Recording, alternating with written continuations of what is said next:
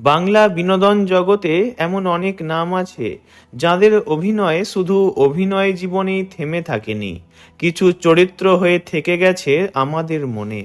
কিন্তু সময়ের সঙ্গে সঙ্গে সেটি হয়ে উঠেছে অচেনা। দর্শক তাদের চরিত্র মনে রাখলেও তারা নিজেই প্রায় অদৃশ্য। ক্যামেরার আড়ালে থেকে কাজ করা এই শিল্পীদের গল্প খুব কমই আলোচনায় আসে। তাদের মধ্যে একজন যিনি দীর্ঘ কয়েক দশক ধরে বাংলা সিনেমার অংশ হয়ে থেকেছেন, তিনি হলেন নিমাই ঘোষ।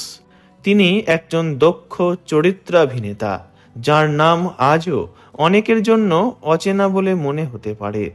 নিমাই ঘোষ বাংলা ছবিতে 5 দশকেরও বেশি সময় ধরে প্রায় 200টিরও বেশি ছবিতে অভিনয় করেছেন।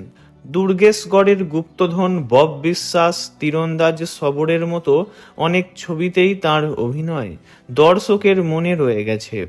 কেবল সিনেমাই নয়, মৃণাল সেন, সন্দীপ রায়, বাপ্পাদিত্য বন্দ্যোপাধ্যায়ের মতো পরিচালকদের সঙ্গেও কাজ করেছেন।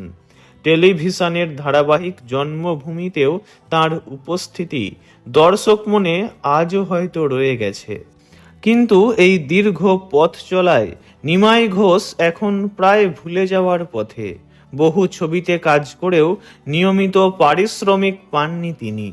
পরে দেওয়া হবে বা কখনোই না পাওয়ার অভিজ্ঞতা তার কাছে নতুন নয়।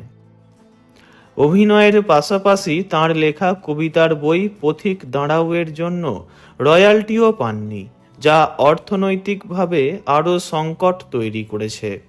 বর্তমানে তিনি একটি সরকারি আবাসনের ছোট্ট ঘরে একাকী দিন কাটাচ্ছেন। আলো বাতাস খুবই সীমিত, কাজের সুযোগ পান না। নিয়মিত খাওয়া দাওয়া চালানো একরকম সংগ্রাম। অনেক দিন আধপেটা বা কখনো না খেয়েও থাকতে হয়েছে তাকে। একসময় বাংলা সিনেমার অবিচ্ছেদ্য অংশ ছিলেন তিনি, কিন্তু আজ তাকে নিয়ে টলিউডের তেমন কোনো খোঁজ নেই। নিমাই ঘোষ সম্প্রতি বলেছেন, ছবিকে যারা ব্যবসার ভিত্তিতে ভাবেন তারা আমাকে খোঁজেন না। এই কথায় স্পষ্ট হয়ে উঠছে যে তার মতো শিল্পীদের কষ্ট পরিশ্রমের যথাযথ স্বীকৃতি অনেক সময়ই মেলে না।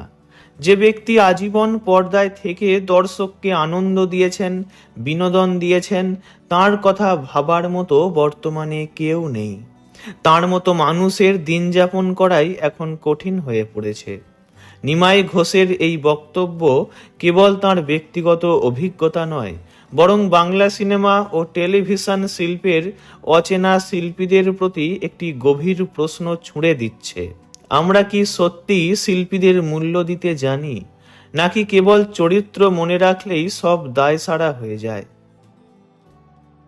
ভিডিওটি এইটুকুই। বিনোদন জগতের সব রকম খবরাখবর জানতে চ্যানেলটি অবশ্যই সাবস্ক্রাইব করবেন। ধন্যবাদ।